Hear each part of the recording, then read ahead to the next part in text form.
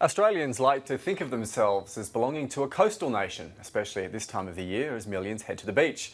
But the lifeblood of this country has been carried by its river systems. Nowhere is that more evident than in the Hunter Valley of New South Wales. That valley has been shaped by the river, and the Hunter River has also helped shape a nation, from mines and wines to power stations and the export shipping port of Newcastle. Well, ABC journalist and author Scott Bevan hails from Newcastle, and he kayaked the river to write a book about the Hunter last year. But obviously, believing a picture's worth 1,000 words, he's now produced a documentary about the river, which airs on ABC News 24 tomorrow night.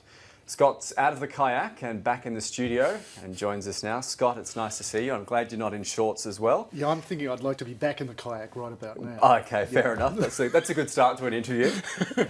Basically, you've seen some of the world's greatest rivers as a foreign correspondent. Why is the Hunter so special for you?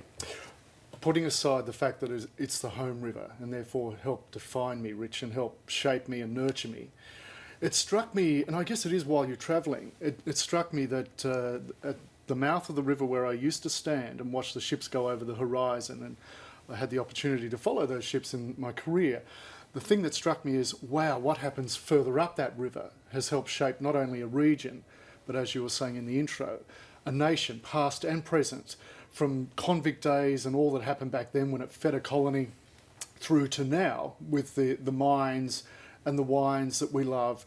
And it is a place, it's a crucible that helps not only shape a nation, but helps us work out where we want to head in the future, such as debates over how much mining do we want. Well, let's go take a look at a clip now from your documentary, which will air on ABC News 24, and just see exactly what you're talking about. There is one. Oh. Paddling down the river, you have to learn to read the flow, to not keep hitting the bottom. Well, my reading skills are like that of a preschooler. And so all the way down there will be a streak of white paint off the bottom of this poor kayak, and what that will say is, Scott was here. You've certainly left your mark on the river.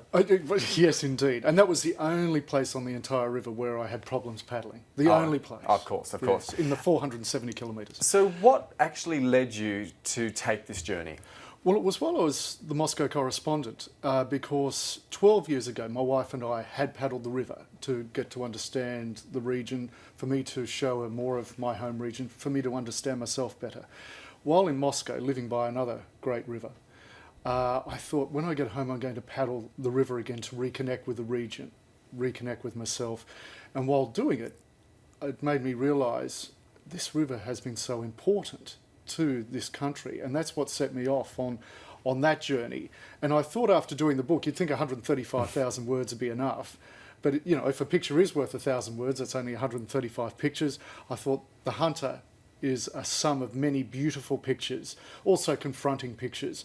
I wanted to bring together the beautiful, the confronting, the characters and the character of the river in one docker. Well, you mentioned the beautiful and the not so beautiful parts of the river. Tell us some of the interesting things or characters that you came across during this journey.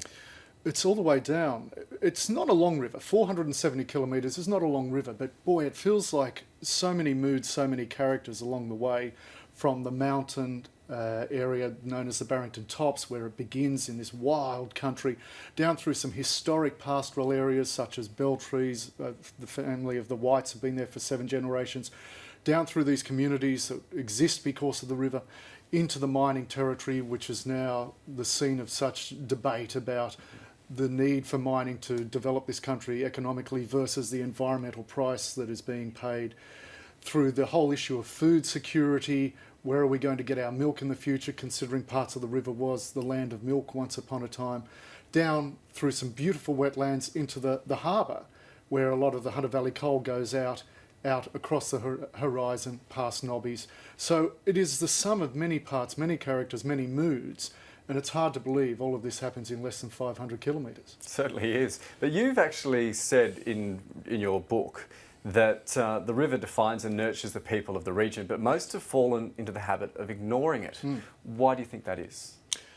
The river, when it's nasty, is something that folks want to stay away from. I mean, one of the biggest disasters in Australian history was in 1955 with the Maitland flood, and a fatal flood, and in some ways has been a high watermark in flood disasters in this country. So I think when the river turns nasty, it teaches people to fear it. But what we have to also learn is that the river is an integral part of any community, not just in the Hunter River and obviously the Hunter communities, but any river system anywhere in Australia. This is not just some resource that we should be exploiting or utilising. It's not something we should fear, even though we know it can be enormously angry at times, as the folks of Brisbane and Queensland are remembering today from 2 years ago. But this is a member of the community. The river has given life to the community. The community is probably there because of a river system, and it should be respected, loved, nurtured, and treated as such. It's very easy to take something for granted that has always been there. Exactly. For people of this generation. Exactly.